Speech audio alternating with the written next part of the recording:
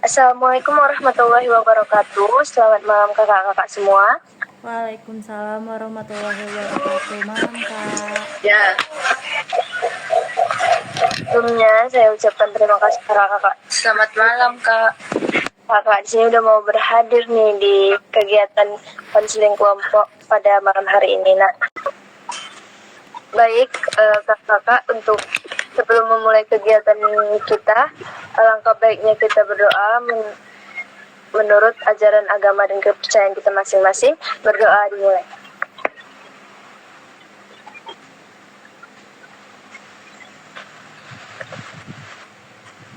Berdoa selesai.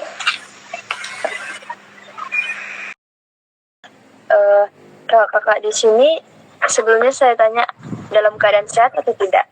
Alhamdulillah sehat, Kak. Alhamdulillah, semoga selalu seperti itu ya kak.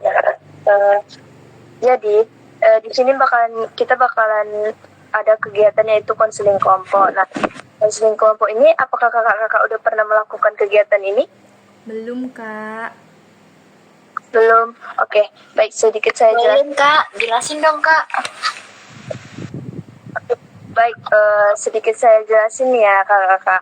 Jadi konseling kelompok ini merupakan salah satu layanan bimbingan konseling yang dilakukan oleh konselor kepada sejumlah klien dalam suatu kelompok kecil dengan tujuan membantu mereka memahami diri, mengembangkan potensi, serta mengatasi masalah pribadi, sosial, belajar, maupun karir. Nah, untuk konseling kelompok ini juga memiliki tujuan nih. Nah, tujuannya itu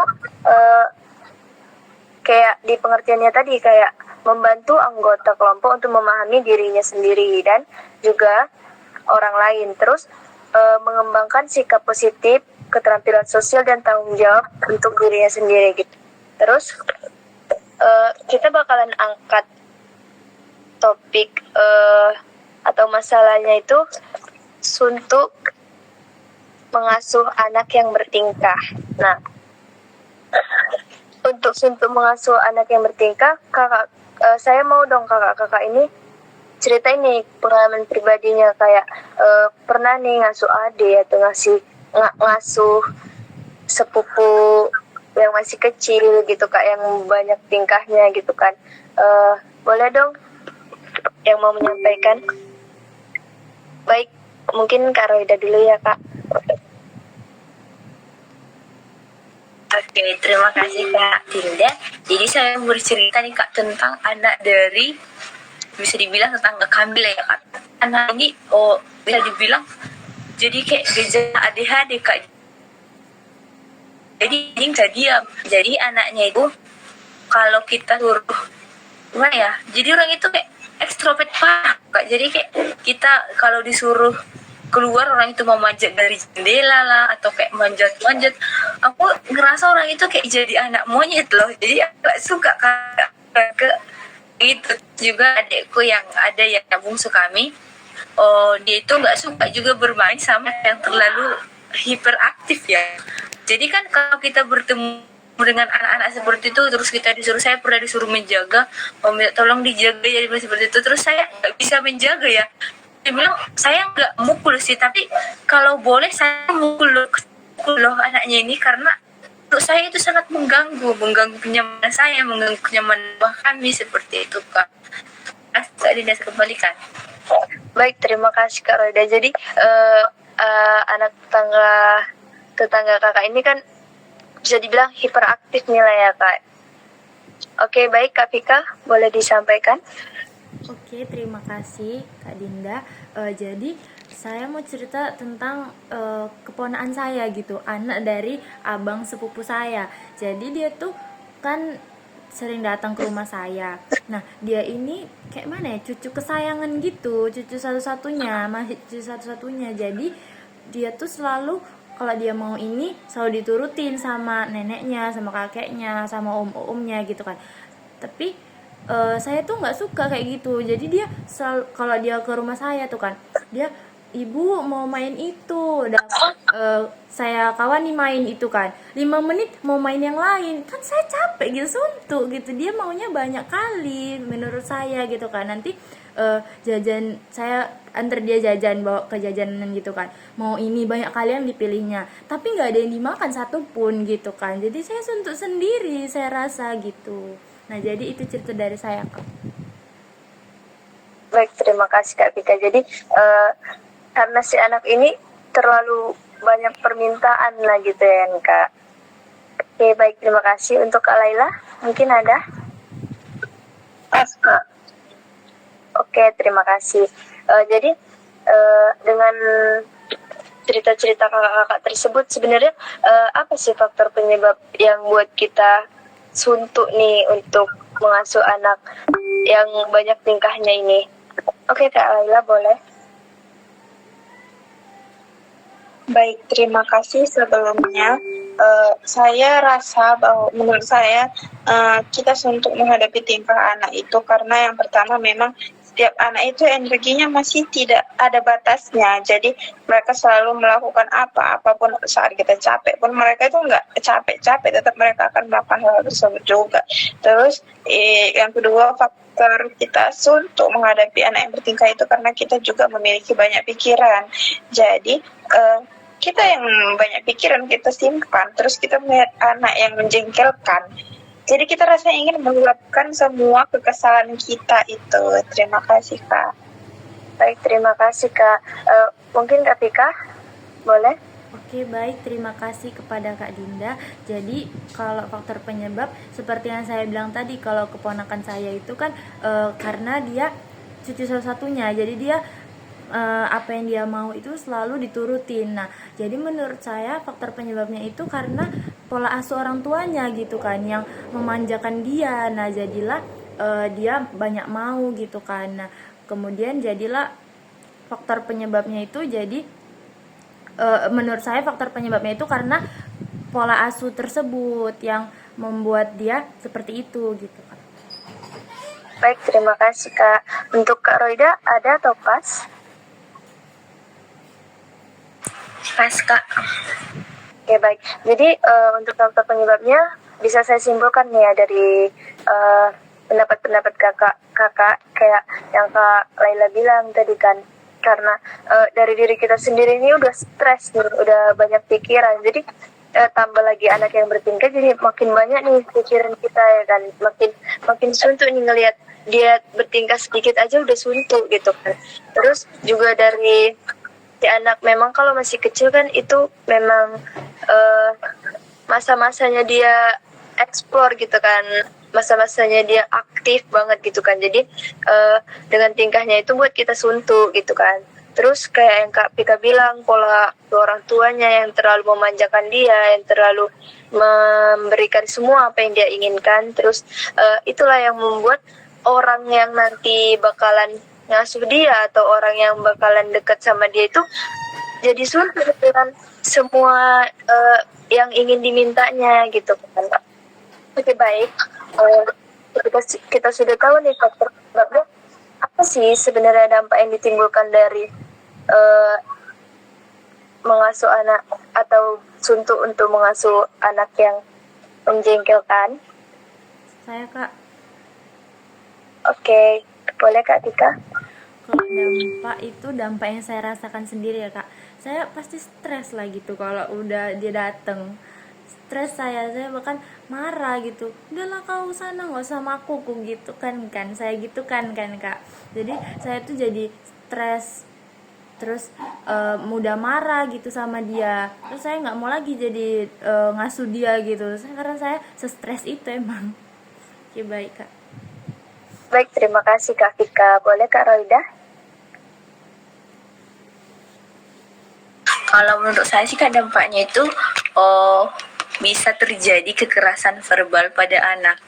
Sebenarnya kan katanya anak ini gak boleh dipukul. Nah, karena saking jengkelnya ya dibilang gak boleh, tapi dia kekeh mau buat kerjakannya ya, tanpa, namanya juga manusia ya. Nah, sedangkan kita yang sudah belajar tentang psikologi anak, psikologi kepribadian, bisa saja melakukan hal seperti itu. Jadi ya udah. Jadi kita sering nggak bisa kontrol diri untuk hal-hal yang tidak diinginkan lah Kak, menurut saya. Terima kasih. Baik, terima kasih Kak Roida. Untuk Kak Laila ada yang ingin disampaikan atau pas? Pas Kak. Oke, baik. Jadi untuk dampaknya bisa saya simpulkan ya dari pendapat Kak Vika dan Kak Roida, kalau misalnya Kak Vika tadi dia bakalan stres nih, bakalan nggak mau nih kalau si anak itu datang, kalau misalnya karena banyak ya permintaan dia kan betul-betul menjengkelkan gitu kan. Terus dari Kak Roida yang bilang bakalan dengan anak yang seperti itu kita udah suntuk nih, pasti bakalan ada tindak kekerasan yang kita lakukan, misalnya cubit dia atau pukul dia gitu kan Kak, karena saking banyak tingkahnya itu. Jadi kita jengkel sendiri dan malah melakukan kekerasan gitu. Baik, untuk kita udah dapet nih faktor penyebabnya, dampaknya. Nah, kira-kira sebenarnya ada nggak sih solusi yang bisa kita tawarkan nih untuk biar kita nggak suntuk nih dalam mengasuh anak yang banyak tingkah ini gitu? Ada yang ingin nyampaikan? Oke, baik Kak Tika, boleh? Kalau menurut saya solusi yang harus benar-benar dilakukan itu ngasih edukasi gitu ke orang tuanya supaya dia paham gimana sih cara mendidik anak ataupun cara untuk pola asuh anak tersebut, supaya anak tersebut itu nggak punya sifat yang bertingkah dan membuat jengkel. Nah, seperti itu Kak. Baik, terima kasih Kak Vika. Untuk selanjutnya Kak Laila, boleh? Oke, baik, terima kasih Kak. Jadi menurut saya untuk kita menghindari rasa suntuk menghadapi anak-anak yang menjengkelkan itu, kita bisa menyampingkan dulu pikir atau masalah kita pribadi yang bisa menyebabkan kita semakin stres. Jadi sehingga kita saat mengasuh anak tersebut kita tidak memikirkan masalah kita sendiri. Jadi kita tidak terlalu emosi menghadapinya. Terima kasih. Baik, terima kasih Kak. Untuk Kak Roida, ada yang disampaikan? Saya rasa saya setuju dari pendapat Kak Vika dan Kak Laila tadi. Jadi menurut saya itu intinya di parentingnya. Karena kalau anak itu lebih bagaimana ya, pendidikan pertama itu kan adalah keluarga. Jadi setidaknya jika kalau memang nggak ada mana ya, sifat anak itu tidak ada yang sifat anak itu masih bisa dirubah dari yang dia lihat, dari dia dengar, dari pelajari dari lingkungan sekitarnya. Jadi menurut saya seperti kata Kak Vika tadi, parentingnya itu yang harus ditekankan, bagaimana caranya bersikap, bertindak, dan bagaimana cara kita kepada orang lain, apa orang tua, teman kita, seperti itu Kak. Baik, terima kasih untuk kakak yang udah menyampaikan nih solusi yang bakal bisa kita terapkan nih untuk ketika suntuk melihat anak yang bertingkah. Nah, dapat saya simpulkan kalau misalnya itu dimulai dari parentingnya ya Kak, atau dari pola asuh orang tuanya sendiri gitu kan Kak. Kayak nggak terlalu memanjakan anak atau nggak terlalu kayak menuruti semua apa yang diminta oleh anak-anak gitu kan Kak. Terus juga yang kayak Kak kita bilang, kita bisa memberikan edukasi nih ke orang tua kalau misalnya jaga anak boleh kayak gini gitu ya kan Kak.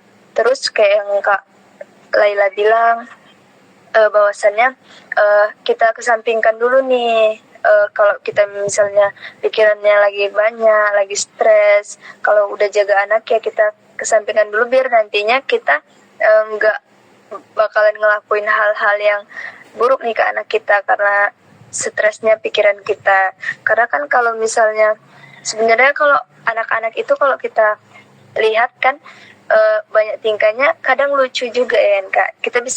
Kita bisa berpikiran seperti itu. Oh, lucu kita ambil sisi positifnya aja, nggak terlalu menekankan pikiran kita kayak ini lasak kali, ini bandel kali gitu.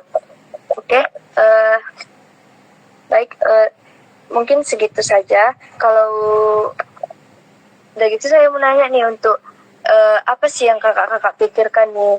Apa yang kakak pikirkan, kakak rasakan, kakak dan tindakan apa yang bakalan kakak lakukan, sikap yang bagaimana bakalan kakak lakukan, dan tanggung jawab apa yang bakalan kakak emban nih setelah kakak mengikuti konseling kelompok pada malam hari ini.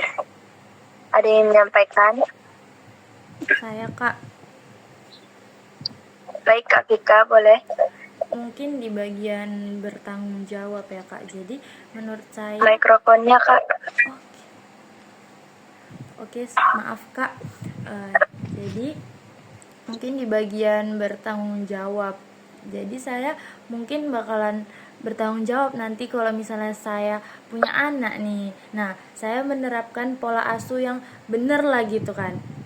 Dari sedini mungkin supaya anak tersebut nggak mempunyai sifat ataupun sikap yang membuat orang jengkel seperti bertingkah tersebut. Dan jadi orang-orang nggak bakalan bilang anak saya iya aku suntuk kali nengok anaknya itu gitu. Nah, karena saya bertanggung jawab lah. Saya pengen bukan mengedukasi, saya pengen menerapkan pola asuh yang positif kepada anak saya. Nah, seperti itu Kak. Baik, terima kasih Kak Vika yang telah memberikan DMD3-nya. Ada lagi yang lain yang ingin menambahkan? Tes Kak. Oke, kalau sudah cukup, terus saya ingin tahu nih pesan dan kesan kakak-kakak sekalian ketika sudah melakukan kegiatan ini. Apa sih kesan yang kakak dapatkan dan apa sih pesan yang bisa kakak tawarkan nih untuk kita semua? Oke, Kak Laila boleh sampaikan. Oke, baik, terima kasih Kak. Mungkin pesannya buat orang-orang tua di luar sana dan mungkin untuk kita nantinya agar membuat parenting anak itu dengan sebaik-baiknya agar anak itu tahu batasan keaktifan untuk tetap aktif namun sopan dan tidak membuat kita jengkel. Terima kasih Kak. Baik, terima kasih Kak Laila.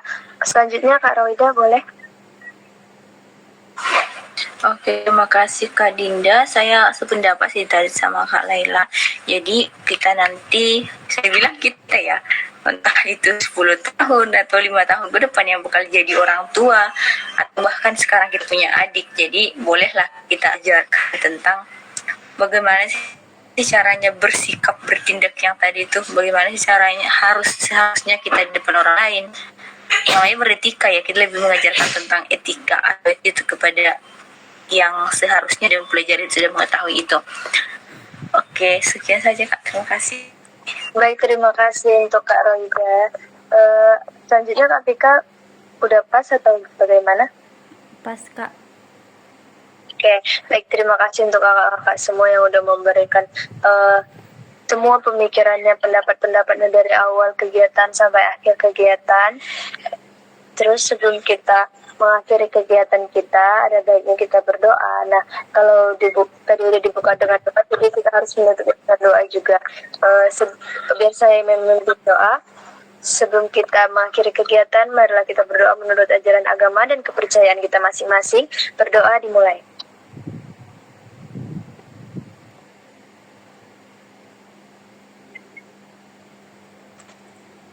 Berdoa selesai. Terima kasih untuk kakak-kakak semua. Mohon maaf bila ada salah kata dan perbuatan. Saya ucapkan mohon maaf yang sebesar-besarnya. Assalamualaikum warahmatullahi wabarakatuh. Selamat malam semuanya.